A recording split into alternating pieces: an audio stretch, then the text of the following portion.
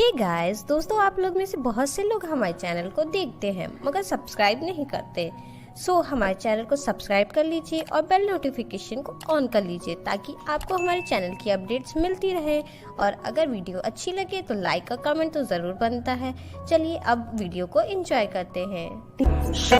圣剑斩万难，洒热血少年郎，公子美名挂。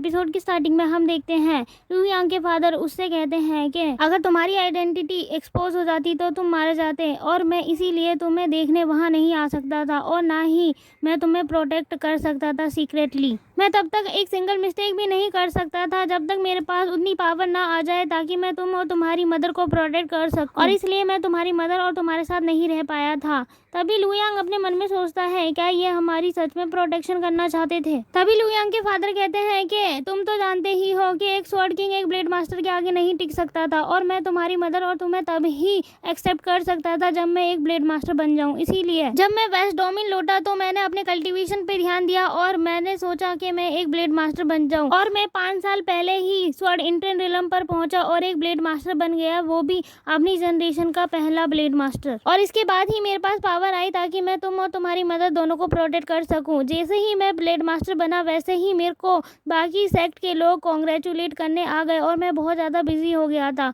और मैं इसीलिए तुम लोगों से मिलने नहीं आ पाया मेरे ब्लेड मास्टर बनने के बाद। तभी मैंने सीक्रेटली डिसाइड किया कि मैं लू शिंगमिंग को तुम्हारे पास भेजूं और वो तुम्हें और तुम्हारी मदर को यहाँ लेकर आए, और मैंने लू शिंगमिंग को भेजा भी। लेकिन मैंने कभी ये नहीं सोचा था कि तुम्हारी मदर इतनी जल्दी इस दुनिया से चली जाए, और मैंने कभी ऐसा नहीं सोचा था कि हमारी मीटिंग इस तरीके से होगी जब तुम्हारी मॉम हमारे साथ नहीं होगी। तभी लू यांग ये बात सुनकर अपने मन में सोचता है कि ये जो इंसान है मेरे सामने बैठा, ये मेरी मदर से बहुत ज़्यादा प्यार करते थे, और अगर मेरे पेरेंट्स एशियन ड्यून में रहते तो मेरी फैमिली एक सुखी फैमिली होती। तभी लू यांग खड़ा होता है और वो अपने फादर से कहता है कि इसमें आपकी कोई गलती नहीं। तभी वो झुकता है अपने फादर के आगे और कहता है मुझे आपसे मिलकर अच्छा लगा। तभी उसके फादर खड़े होते हैं और वो कहते हैं कि तुम झुको मत, तुम खड़े हो। तब मैं बहुत ज़्यादा वीक था और मैं तुम्हें प्रोटेक्ट भी नहीं कर सकता था, लेकिन अब मैं एक ब्लेड मास्टर हूँ और इसीलिए मैं तुम्हें तुम्हारे पूर्वजों से मिलाऊंगा और तुम्हारी आइडेंटिटी के बारे में सबको बताऊंगा और तुम्हें अब कोई नहीं रोक सकता। तभी लू यांग कहता है सिर्फ मेरे बारे में ही नहीं, मेरी माँ के बारे में भी बताना होगा आपको। तभी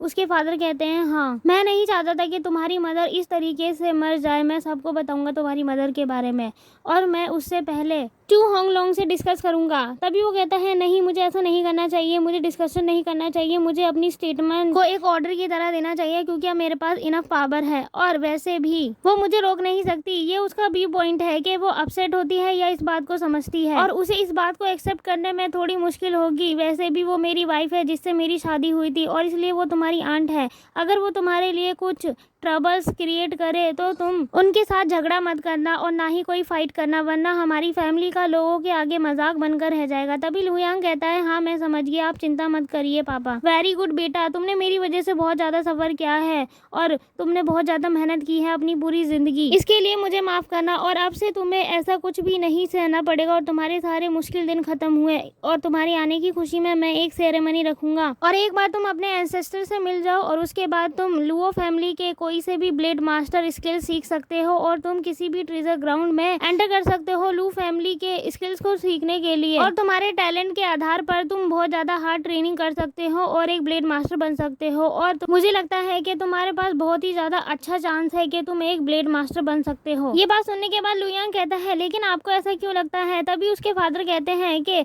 मेरे एक्सपीरियंस के हिसाब से टैलेंट और लक दोनों ही इम्पोर्टेंट होते हैं। जैसा कि मैं बहुत ज्यादा टैलेंटेड तो नहीं था लेकिन मेरा लक बहुत अच्छा था, इसीलिए मैं एक ब्लेड मास्टर बन गया। लेकिन ऐसा लक हर किसी को नहीं मिलता। तुम 2 साल के अंदर एक स्वॉर्ड किंग बन गए थे और तुमने स्वॉर्ड किंग बनने से पहले बहुत सारे एनकाउंटर भी किए हैं और तुम खतरनाक परिस्थितियों में भी सरवाइव कर पाए। तो इसका मतलब ये है कि तुम्हारे अंदर का टैलेंट बहुत ज्यादा हाई लेवल का है। तुम्हारा लक और तुम्हारा टैलेंट दोनों ही अच्छे हैं और इससे पता चलता है कि तुम्हारे पास अच्छे चांसेस हैं। और तभी लू यांग कहता है एक्चुअली मैं ज्यादा लकी नहीं हूँ, मुझे लू शिंगमिंग ने अपने मरने से पहले 3 स्वॉर्ड किंग लेवल की स्किल सिखाई थी और उसके बाद ही मैंने 2 साल की ट्रेनिंग की थी और मैंने खुद को कल्टीवेट किया था, तब जाकर मैं एक स्वॉर्ड किंग बना था। ये बात सुनने के बाद उसके फादर कहते हैं कि तुमने खुद को मैनेज किया और खुद को एडवांस कल्टीवेशन के द्वारा एक स्वॉर्ड किंग बने। तभी लू यांग कहता है हाँ। तभी उसके फादर कहते हैं ये तो तुम उससे भी ज़्यादा टैलेंटेड हो जितना मैंने तुम्हें सोचा था। और वो कहते हैं अगर ये सच है तो तुम सभी हेवनली चाइल्ड से काफ़ी ज़्यादा टैलेंटेड हो और तुमने अपने सच्चे टैलेंट की वजह से अपनी चीज़ों को अचीव किया। तुमने बहुत से एनकाउंटर भी करने पड़े और इतनी मुसीबत का सामना करके तुम एक स्वॉर्ड किंग बने और उसके बाद अब तुम ब्लेड मास्टर भी बन जाओगे। और मैंने बहुत कम ही एनकाउंटर किए हैं और मैं सिर्फ एक ब्लेड मास्टर ही बन सकता था, मेरा क्योंकि खुद का एक रीज़न था। और एक स्वॉर्ड गॉड बनने के लिए काफ़ी मुसीबतों का सामना करना पड़ता है और स्वॉर्ड गॉड की हिस्ट्री में काफ़ी चीज़ें रिकॉर्ड की जाती हैं और जो ज़्यादा डिफ़िकल्टीज़ का सामना करता है वो रिल्म के एडवांस लेवल पर जाता है। और अब मैं और भी ज़्यादा पॉजिटिव हो गया हूँ तुमसे मिलकर के, जो स्वॉर्ड गॉड की पोजीशन है वो तुम्हारी ही होगी। तभी लू यांग कहता है लेकिन आपको ऐसा क्यों लगता है, यहाँ पर और भी लोग हैं मेरी जनरेशन के और उनके पास भी तो चांस है। तभी उसके फादर कहते हैं मुझे बाकी सब के बारे में तो नहीं पता, लेकिन मुझे लू टियान के बारे में पता है। वो बाकी सभी हेवनली चाइल्ड में से एवरेज ही है उनकी कंपैरिजन में और वो लकी है कि वो लू फैमिली का हिस्सा है। और सबसे महत्वपूर्ण बात यह है कि उसने कोई भी मुसीबत का सामना नहीं किया है अपने इस जीवन में और उसकी लाइफ काफ़ी इजी रही और वो किसी भी प्रकार के स्ट्रेस को झेल नहीं सकता और उसका एम्बिशन काफ़ी अलग है। मेरा मानना है कि फ्यूचर में चियान वू सॉन्ग लीजी हुई और तुम तीनों में से कोई एक ही स्वॉर्ड गॉड बनेगा। तभी वो कहते हैं कि चलो चेंज करते हैं इस टॉपिक को और उसके फादर कहते हैं ये हमारी पहली मीटिंग थी इसीलिए हमें अपनी लाइफ के बारे में बातें करनी चाहिए। और तभी वो दोनों बैठ जाते हैं। तभी उसके फादर कहते हैं कि तुम कह रहे थे लू शिंगमिंग को फैंस अलायंस के मेंबर ने मारा, वो भी ब्लैक विंड माउंटेन पर, और लेकिन तुम कैसे वहां से निकलने में कामयाब हो गए। तभी लू यांग कहता है क्या आप तोशन लेजेंडरी स्वॉर्ड के बारे में जानते हैं। तभी उसके फादर कहते हैं कि मैं कैसे जानता हूँगा, मुझे सिर्फ 8 लेजेंडरी स्वॉर्ड के बारे में पता है जो कि अपने लेजेंड के पास है और उनके अलावा डार्करीन और तोशन स्वॉर्ड वो तो बहुत ज़्यादा लेजेंडरी स्वॉर्ड है और वो बहुत ही ज़्यादा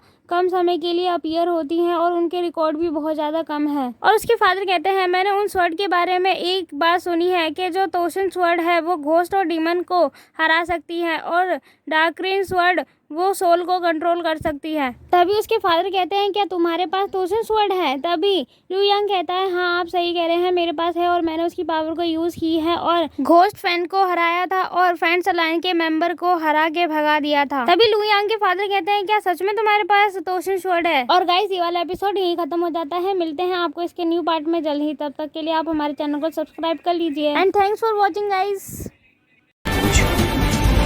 一旦控制它之后，拥有神鬼莫测之能力。